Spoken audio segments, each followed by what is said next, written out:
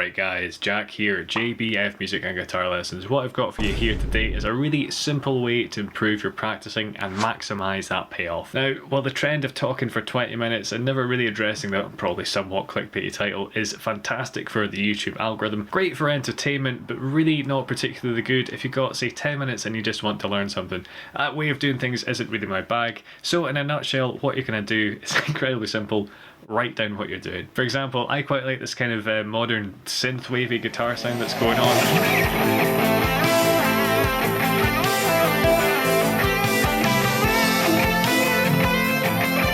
I had a little noodle around and I found out that if I play pentatonics but in slightly different ways, so for example if I use string skips and kind of veer away from the bluesy licks, it gets me towards that sound. So instead of sitting and kind of writing licks kind of note by note, I prefer to just kind of jam, use these basic ideas and see what comes out. Now you might not be working on that, you might want to work on your vibrato, you might want to work on your scales, your bending, all sorts of stuff like that, but just pick one thing that you want to work on and physically write it down either on a piece of paper, on your phone, on your tablet, on your computer screen, because what will happen is after jamming for a while you will get distracted.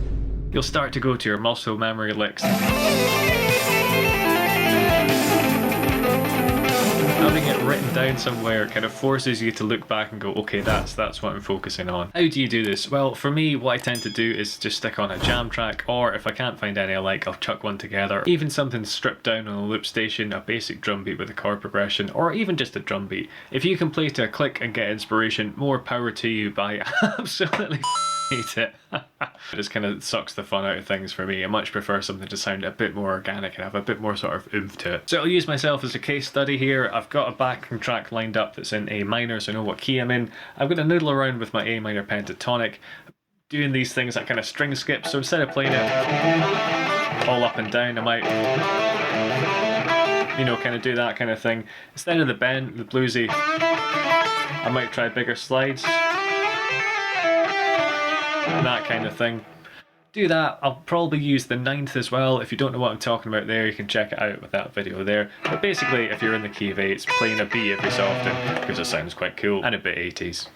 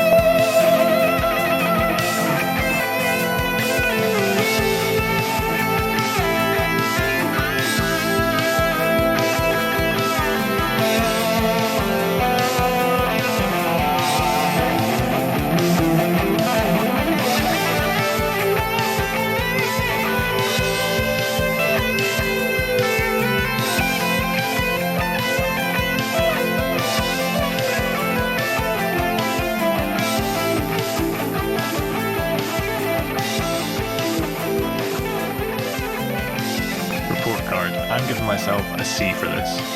While there were some pretty decent ideas and things I can build on, and a fair amount of slop, which is to be expected when you're practicing, my downfall was not being focused enough. I should have picked one thing, like either arpeggios or the ninth, or playing horizontally, using timbral trills, or one of the other topics, and really just honed into one of those. Maybe spending 2 minutes on each, and then doing a jam trying to combine them together at the end. And that's the benefit of watching yourself back. You can see how disciplined you were in terms of your goals. And if, like myself, you probably took on a bit too much, just refine it, make it more simple, build from there. A secret bonus tip just to say thanks for watching this far into the video. If you record yourself playing, ideally with like a phone or some sort of camera, you have a much better chance of remembering the stuff that you really liked. Because there's a few things popped up there that I thought, oh, that's kind of cool, I could lean into that.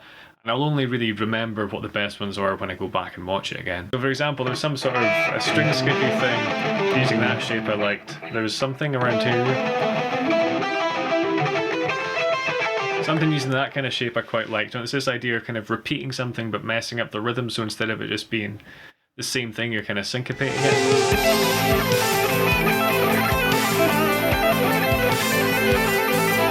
Then there's some other kind of cool, faster ones that just kind of came out, if I'm not entirely sure where.